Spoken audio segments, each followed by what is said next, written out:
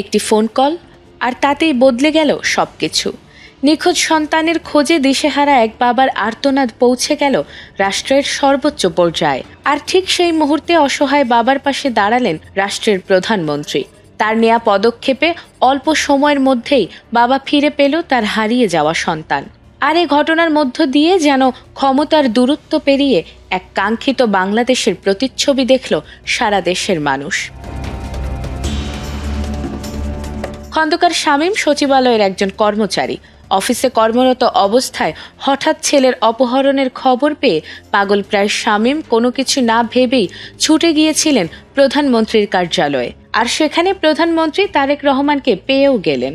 ছেলের অপহরণের খবর কাঁদতে কাঁদতে জানালেন তাকে। বিষয়টি জানার পরে প্রধানমন্ত্রী তাৎক্ষণিকভাবে পুলিশকে ফোন করে দ্রুত ব্যবস্থা নেয়ার নির্দেশ দিয়েছেন। পরবর্তীতে রাজধানীর খিলগাঁওয়ে অপহরণের 1 ঘন্টার মধ্যেই স্কুল ছাত্রকে উদ্ধার করেছে পুলিশ। মঙ্গলবার বিকেলে একটি 7 তলা নির্মাণাধীন ভবন থেকে তাকে উদ্ধার করা হয়েছে। এই উদ্ধার অভিযানে নেতৃত্ব দিয়েছেন রমনা বিভাগের উপকমিশনার মাসুদ আলম। তিনি জানিয়েছেন, অপহৃত ছাত্রটি খিলগাঁওয়ের ন্যাশনাল ল্যাবরেটরি আইডিয়াল স্কুলের 9ম শ্রেণীর শিক্ষার্থী। দুপুর 2:30টার দিকে স্কুল থেকে বের হওয়ার পর 4 থেকে 5 জন ব্যক্তি তাকে জোরপুকুর এলাকার একটি নির্মীয়মান ভবনে নিয়ে যায় এবং সেখানে মারধর করে।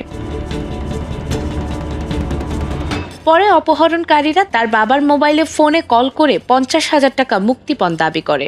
টাকা না দিলে ছেলেকে হত্যার হুমকিও দেয়া হয়। পরবর্তীতে অপহরণকারীদের সঙ্গে কৌশলে যোগাযোগ করে প্রথমে মুক্তিপণ দেওয়ার আশ্বাস দেয়া হয়। কোন নম্বরে টাকা পাঠাতে হবে তা জানতে চাওয়া হলে শুরুতে তারা দর কষাকষি চালায়। এক পর্যায়ে মুক্তিপণের পরিমাণ 50,000 টাকা থেকে কমে 10,000-এ নেমে আসে। আর এই আলোচনার সূত্র ধরে অপহরণকারীদের অবস্থান শনাক্ত করতে সক্ষম হয়েছে পুলিশ। পরে খিলগাঁওয়ের ওই 7 তলা নির্মাণাধীন ভবনে অভিযান চালিয়ে স্কুল ছাত্রকে উদ্ধার করা হয়েছে। তবে পুলিশের উপস্থিতি টের পেয়ে অপহরণকারীরা পালিয়ে যায়। পুলিশ জানিয়েছে, ঘটনায় জড়িতদের শনাক্ত ও গ্রেফতারে অভিযান অব্যাহত রয়েছে। নাজমুন নাহার জান্নাত, এটিএন বাংলা।